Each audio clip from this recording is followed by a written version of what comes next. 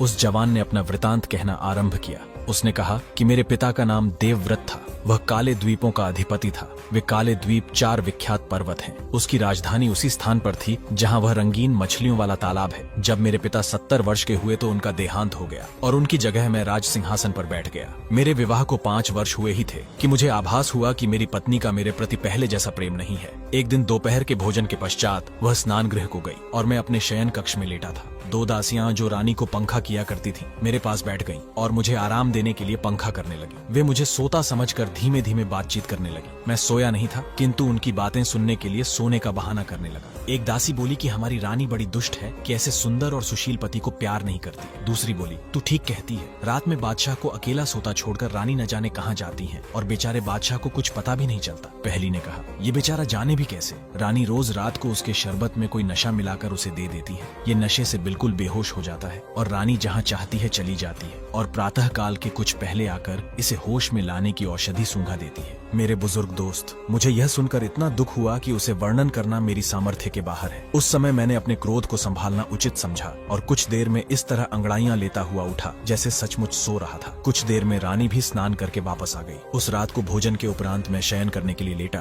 तो रानी हमेशा की तरह मेरे लिए शरबत का प्याला लाई। मैंने प्याला ले लिया और उसकी आंखों से बचाकर शरबत को खिड़की से बाहर फेंक दिया और खाली प्याला उसके हाथ में ऐसे दे दिया जैसे कि मैंने पूरा शरबत पी लिया है। फिर हम दोनों पलंग पर लेट गए। रानी ने मुझे सोता समझकर पलंग से उठकर एक मंत्र जोर से पढ़ा और मेरी तरफ मुंह फेर कर कहा कि तू ऐसा सो कि कभी न जागे। फिर वह भड़कीले वस्त्र पहनकर कमरे से निकल गए। मैं भी पलंग से उठा और उसका पीछा करने लगा। वह कई द्वारों से होकर निकली। उन सभी द्वारों में ताले लगे थे, किंतु उसकी मंत्र शक्ति से सभी ताले खुलते जा रहे थे। आखिरी दरवाजे से निकलकर जब वह बाग में गई तो मैं दरवाजे के पीछे छुपकर देखने लगा कि यह क्या करती है। वह बाग से आगे बढ़कर एक छोटे से वन के अंदर चली गई जो चारों ओर झाड़ियों से घिरा हुआ था। मैं भी एक अन्य मार्ग से होकर उस वन के अंदर चला गया और इधर उधर आंखें घुमाकर उसे ढूंढने लगा। कुछ देर बाद मैंने देखा कि वह एक पुरुष के साथ, जो एक गुलाम लग रहा था, हाथ में हाथ दिए टहल रही है और उससे शिकायत कर रही है कि मैं तो तुम्हें अपने प्राणों से ज्यादा प्रेम करती हूँ और तुम्हारा यह हाल है कि मुझसे सीधे मुंह बात तक नहीं करते, हमेशा मुझे बुरा भला कहा करते हो। आखिर तुम क्या चाहते हो? क्या तुम मेरे प्रेम की परीक्षा लेना चाहते हो? तुम मेरी शक्ति जानते हो। मेरे अंदर इतनी शक्ति है कि कहो तो सूर्योदय के पहले ही इन सारे महलों को भूमिगत कर दूं और यह सारा ठाट बाट बिल्कुल वीरान कर दूं और यहाँ भेड़िए और उल्लुओं के अलावा कोई नहीं दिखाई दे और जो पत्थर यहाँ महलों में लगे हैं वह वापस पर्वत पर उड़कर चले जाएं। इतनी शक्ति रखते हुए भी मैं प्रेम के कारण तुम्हारे पैरों पर गिरी रहती हूँ और तुम्हें मेरी परवाह ही नहीं। रानी यह बातें करती हुई अपने प्रेमी के हाथ में हाथ दिए टहलती आ रही थी। तभी मैंने बाहर निकलकर गुलाम की गर्दन पर पूरे जोर से तलवार से वार किया। वह लड़खड़ा कर गिर गया। मैंने समझा कि वह मर गया और मैं अंधेरे में वहां से भाग निकला। मैंने रानी को छोड़ दिया क्योंकि वह मुझे बेहद प्यारी थी। रानी अपने प्रेमी को गिरा देखकर चीख उठी। उसने मंत्र बल से अपने प्रेमी को स्वस्थ करना चाहा, किंतु वह केवल उसे मरने से बचा सकी। उस गुलाम की हालत ऐसी हो गई थी कि उसे न जीवित कहा जा सकता था न मृत। मैं धीरे धीरे महल को लौटा। लौटते समय मैंने सुना कि रानी अपने प्रेमी के घायल होने पर चीख कर रो रही है। मैं उसे उसी तरह कराहता छोड़कर अपने शयन कक्ष में आया और पलंग पर लेटकर सो गया। प्रातः काल जागने पर मैंने रानी को फिर अपनी बगल में सोता पाया। ये स्पष्ट था कि वह वास्तव में सो नहीं रही थी, केवल सोने का बहाना कर रही थी। मैं उसे यूं ही छोड़कर उठ खड़ा हुआ और राजसी वस्त्र पहनकर अपने दरबार को चला गया। जब दिन भर राजकाज का कार्य निपटाने के बाद मैं अपने महल में आया तो देखा कि रानी ने काले वस्त्र पहन रखे हैं और अपने बिखरे हुए बालों को नोच रही है। मैंने उससे पूछा कि यह तुम कैसा व्यवहार कर रही हो? वह बोली, बादशाह सलामत, मुझे क्षमा करें, मैंने आज 3 शोक समाचार पाए हैं, इसीलिए काले कपड़े पहनकर मातम कर रही हूँ। मैंने पूछा कि वे कौन से समाचार हैं तो उसने बताया कि मेरी माता का देहांत हो गया, मेरे पिताजी एक युद्ध में मारे गए और मेरा भाई ऊंचाई से गिरकर मर गया। मैंने कहा, समाचार बुरे हैं, लेकिन तुम्हारे इस प्रकार मातम करने के लायक नहीं है। फिर भी वे तुम्हारे संबंधी थे और तुम्हें उनकी मृत्यु का शोक होना ही चाहिए। इसके बाद वह अपने कमरे में चली गई और उसी प्रकार रोती पीटती रही। मैं उसके दुख का कारण जानता था, इसलिए मैंने उसे समझाने बुझाने की चेष्टा भी न की। 1 वर्ष तक यही हाल रहा। फिर उसने कहा कि मुझसे दुख नहीं संभलता, मैं एकांत में एक इमारत बनवाकर उसमें रात दिन रहना चाहती हूँ। मैंने उसे ऐसा करने की भी अनुमति दे दी। उसने एक विशालकाय इमारत बनवाई जो यहाँ से दिखाई देती है और उसका नाम शोकागार रखा। जब वह बनकर तैयार हुआ तो उसने अपने घायल प्रेमी को वहाँ लाकर रखा और स्वयं भी वहाँ रहने लगी। वह दिन में उसे एक बार कोई औषधि खिलाती थी और जादू मंत्र भी करती थी। फिर भी उसे ऐसा प्राणघातक घाव लगा था कि औषधि और मंत्रों के बल पर उसके केवल प्राण अटके हुए थे। वह न चल पाता था, न बोल पाता था, सिर्फ रानी की ओर टुक टुक देखा करता था। रानी उससे घंटों प्रेम की बातें करके अपने चित्त को सांत्वना दिया करती थी। वह दिन में 2 बार उसके समीप जाती थी और देर तक उसके पास बैठी रहती थी। मैं जानता था कि वह क्या करती है, फिर भी सारे कार्य ऐसे साधारण रूप से करता रहा जैसे मुझे कोई बात विदित नहीं है। किंतु एक दिन मैं अपनी उत्सुकता रोक न सका और मैंने जानना चाहा कि वह अपने प्रेमी के साथ क्या करती है। मैं उस इमारत में ऐसी जगह छुपकर बैठ गया जहाँ से रानी और उसके प्रेमी की सारी बातें दिखाई सुनाई दें, लेकिन उनमें से कोई मुझे न देख सके। रानी अपने प्रेमी से कहने लगी कि इससे बड़ा दुर्भाग्य क्या हो सकता है कि मैं तुम्हें ऐसी विवशता की अवस्था में देखती हूँ। तुम सच मानो,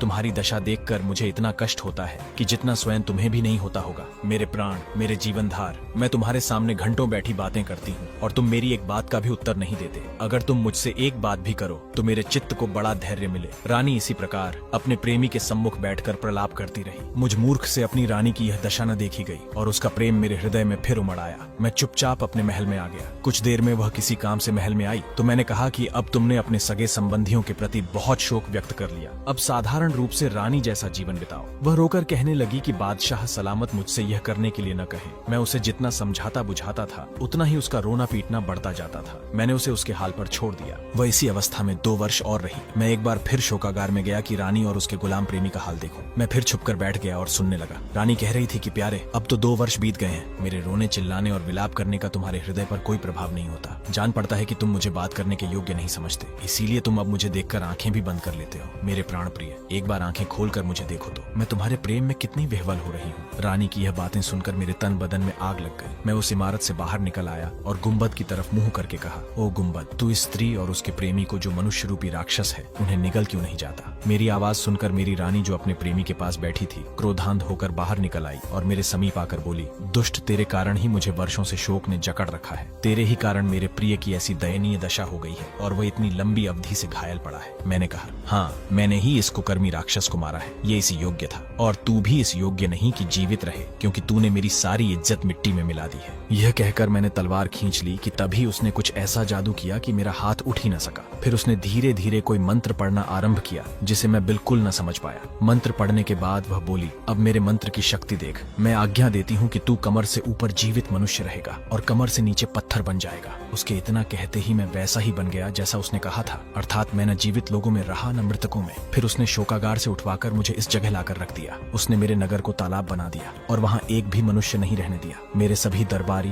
प्रजाजन मेरे प्रति निष्ठा रखते थे। उसने उन सबको अपने जादू से मछलियों में बदल दिया। मैं जिन 4 काले द्वीपों का राजा था उन्हें उस स्त्री ने 4 पहाड़ियां बनाकर तालाब के चारों ओर स्थापित कर दिया है। मेरे देश को उजाड़कर और मुझे आधा पत्थर का बनाकर भी उसका क्रोध शांत नहीं हुआ। वह यहाँ रोज आती है और मेरे कंधों और पीठ पर 100 कोड़े इतने जोर से मारती है कि हर चोट पर मेरा खून उछल आता है। फिर वह बकरी के बालों की बनी एक खुरदरी काली कमली मेरे कंधों की ओर पीठ पर डालती है और उसके ऊपर सोने की तारकशी वाला भारी लबादा डालती है। यह वस्त्र वह मेरे सम्मान के लिए नहीं बल्कि मुझे पीड़ा पहुंचाने के लिए पहनाती है और मेरा मजाक उड़ाकर कहती है कि दुष्ट, तू तो 4-4 द्वीपों का बादशाह है, फिर अपने को इस अपमान और दुर्दशा से क्यों नहीं बचाता। वहाँ आने वाले खोजकर्ता बादशाह ने जब यह सारी कहानी सुनी तो उसे बड़ा दुख हुआ और वह विचार करने लगा कि इस निर्दोष बादशाह का दुख कैसे दूर किया जाए और उसकी कुलटा रानी को कैसे दंड दिया जाए। उसने उससे पूछा कि तुम्हारी निर्लज्ज रानी कहाँ रहती है और उसका अभागा प्रेमी जिसके पास वह रोज जाती है किस स्थान पर पड़ा हुआ है। जवान बादशाह ने कहा कि मैंने आपको पहले ही बताया था कि वह उस शोकागार में रखा गया है जिस पर एक गुम्बद बना हुआ है। उस शोकागार का एक रास्ता इस कमरे के नीचे से होकर भी जाता है जहाँ इस समय हम लोग हैं। वह जादूगरनी कहाँ रहती है यह बात मुझे ज्ञात नहीं है। हर रोज प्रातःकाल वह मेरे पास मुझे दंड देने के लिए आती है और मेरी मारपीट करने के बाद फिर अपने प्रेमी के पास जाकर उसे अर्घ पिलाती है जिससे वह जीवित बना रहता है। आगंतुक बादशाह ने कहा कि वास्तव में तुमसे अधिक दया योग्य व्यक्ति नहीं होगा।